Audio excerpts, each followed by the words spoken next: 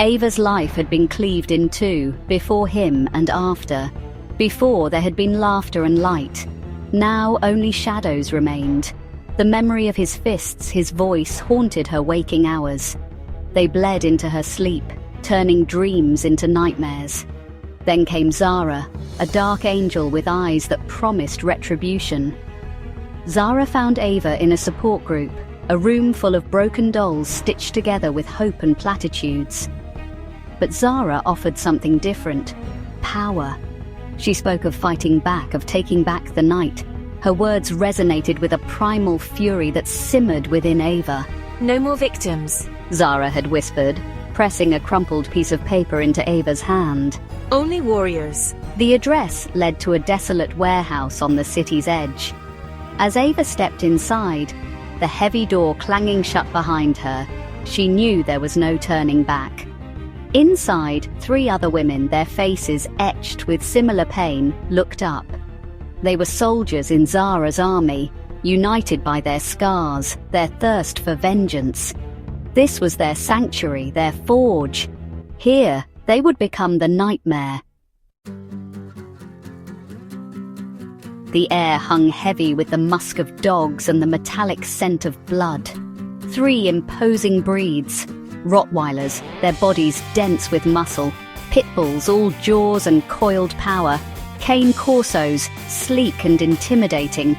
They were not pets, not companions. They were weapons, honed to a razor's edge. Zara, a master puppeteer of aggression, orchestrated the training. She taught them to attack on command, to differentiate between prey and protector. The women, fueled by their rage, became extensions of Zara's will, their movements sharp and precise as they drilled the dogs relentlessly. Days bled into weeks, the routines etched into their very being.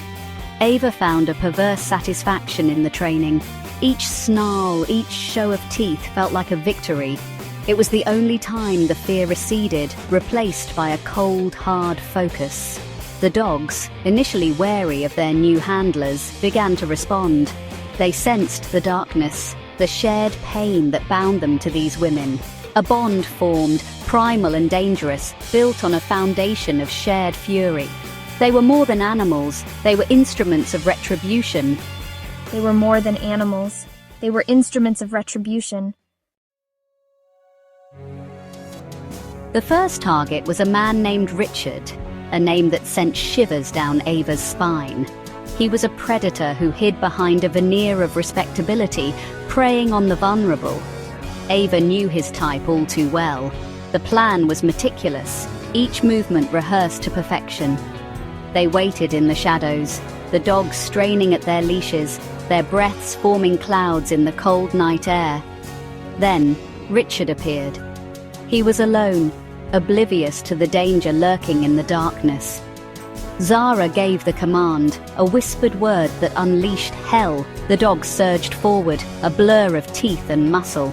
Ava watched, a sense of detached fascination washing over her as they tore into him, their growls echoing in the night. Richard's screams were music to her ears.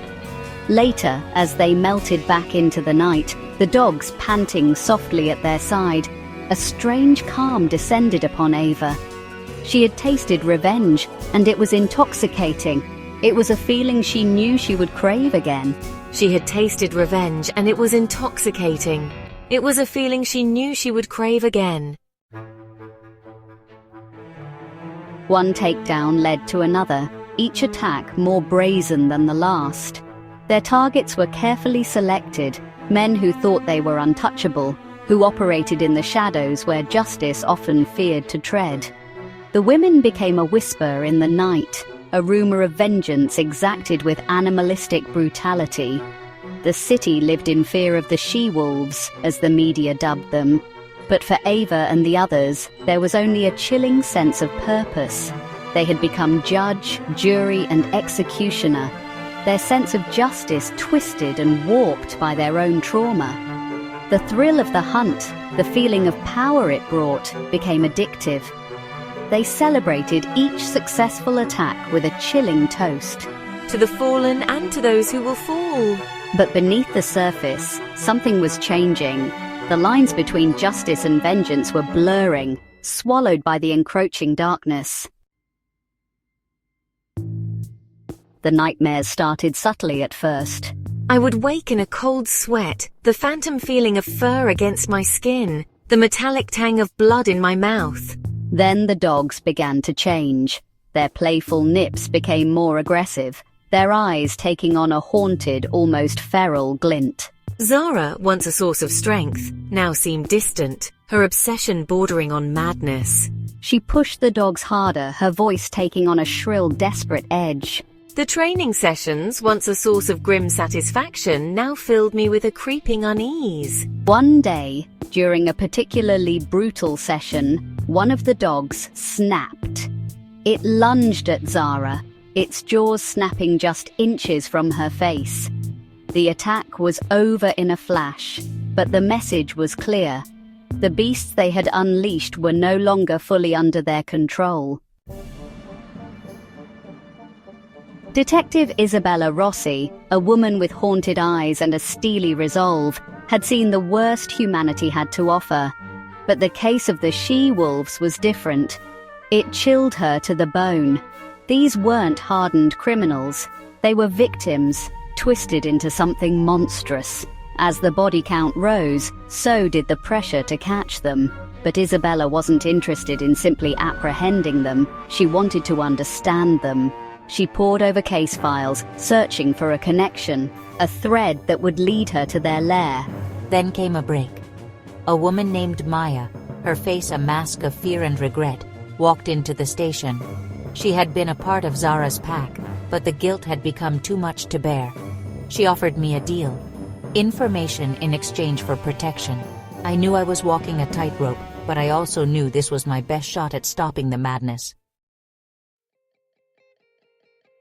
The warehouse reeked of fear and anticipation. Zara paced like a caged animal, her eyes darting to the shadows. She knew the police were closing in, that their reign of terror was coming to an end. Paranoia had poisoned their once unbreakable bond.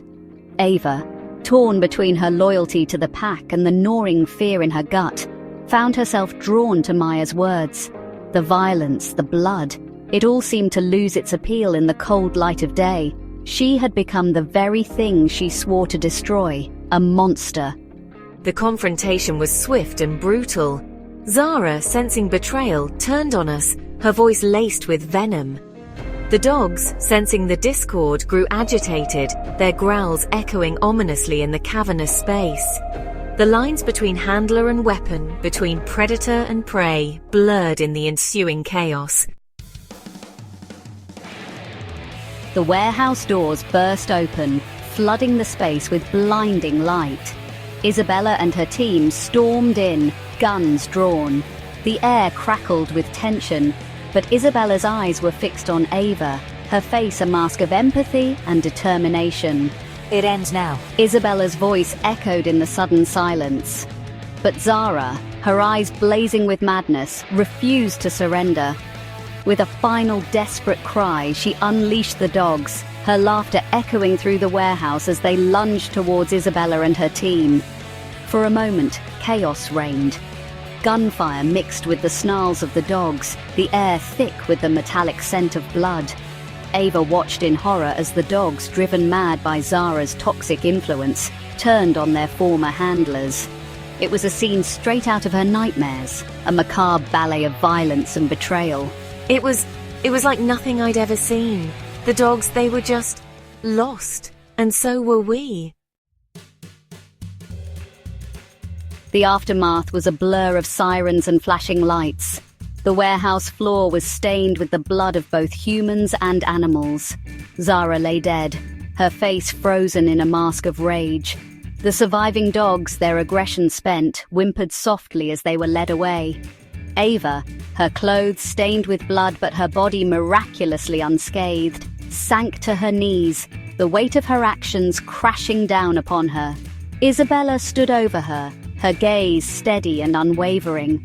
There was no judgment in her eyes, only a weary understanding. It's over now. Isabella said softly, her voice barely a whisper, but the words rang hollow in Ava's ears. The scars of their crusade, both physical and emotional, ran deep. They had sought to punish monsters, but in doing so they had become monsters themselves. Their brand of justice, born of pain and fueled by rage, had left only destruction in its wake. We thought we were doing the right thing, but we were just adding to the cycle of violence.